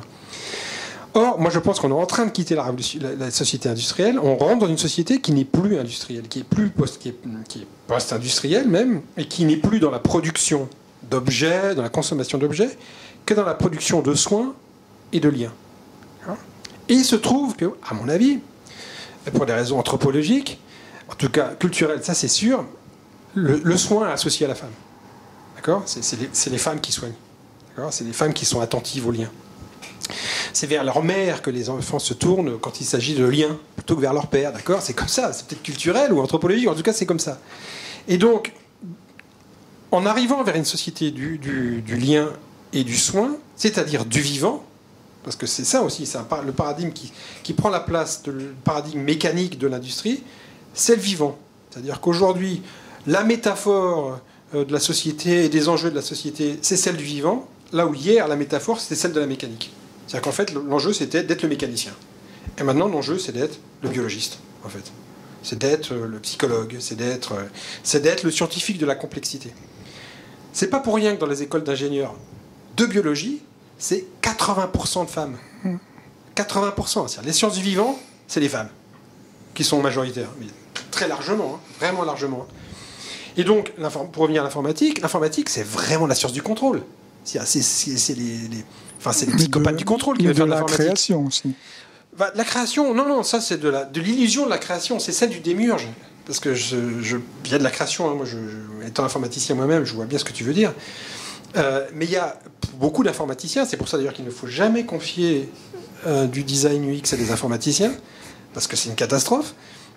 C'est que justement, ils sont dans le contrôle, c'est-à-dire qu'ils confondent contrôle et maîtrise. Tu vois, contrôle et création, contrôle et qualité. Non, c'est pas vrai. Ils sont dans le contrôle. Pourquoi ? Parce qu'ils sont à la recherche de pouvoir, tout simplement. C'est le levier du pouvoir. Donc, il me semble que si on veut que les femmes arrivent là, c'est qu'il faut probablement changer la culture associée à l'informatique. C'est-à-dire, c'est pas la culture du contrôle. Effectivement, c'est la culture de la création. Moi, je sais pourquoi j'ai fait l'informatique. Pourquoi l'informatique m'a intéressé, c'est parce que tout d'un coup, c'était de la mathématique en action et que je pouvais, comme pour un mathématicien, créer de nouveaux objets issus de nulle part. D'accord ? Voilà. Et ça, c'est amusant. Mais si c'est pour contrôler le monde et devenir le maître du monde parce que j'en ai compris les mécanismes, c'est sûr qu'il y aura que des garçons. Hein. Je pense. Hein. Je ne sais pas ce que vous en pensez, mais...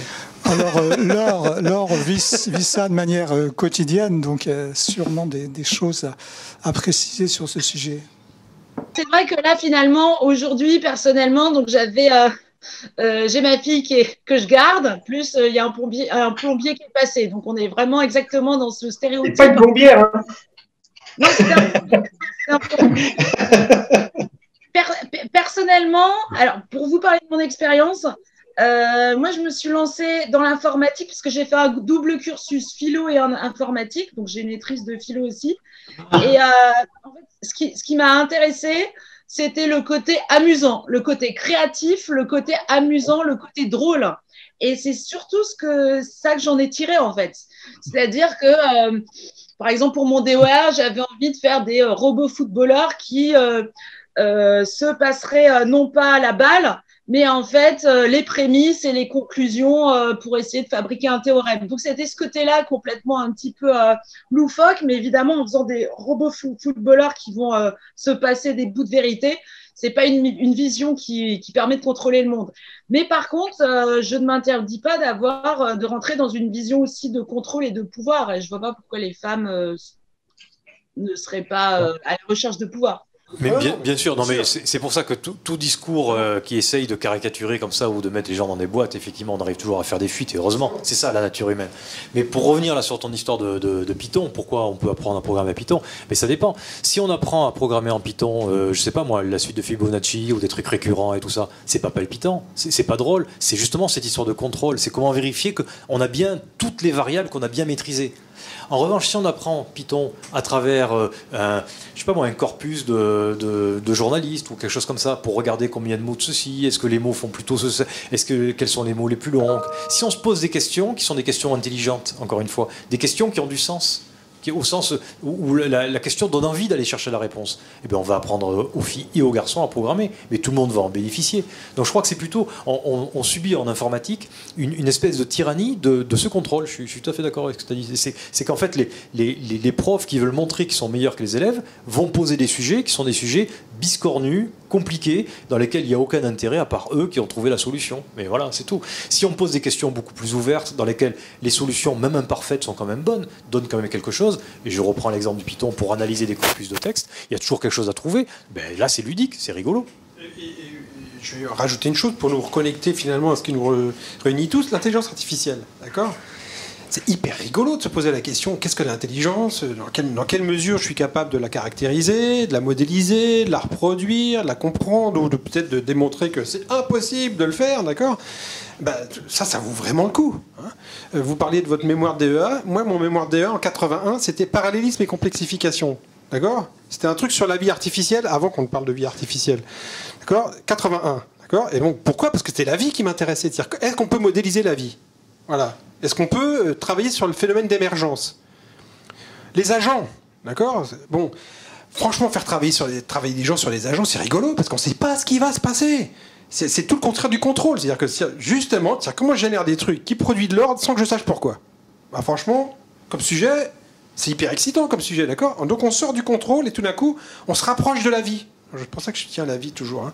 La vie, parce que la vie, c'est ça. C'est-à-dire que c'est des interactions d'acteurs qui produisent quelque chose qui est plus grand qu'eux et qui n'est pas la somme de leur comportement. C'est dingue. Et ça s'empile en plus. Donc entre le boson de Higgs et Verlaine, il y a une continuité. Laquelle ?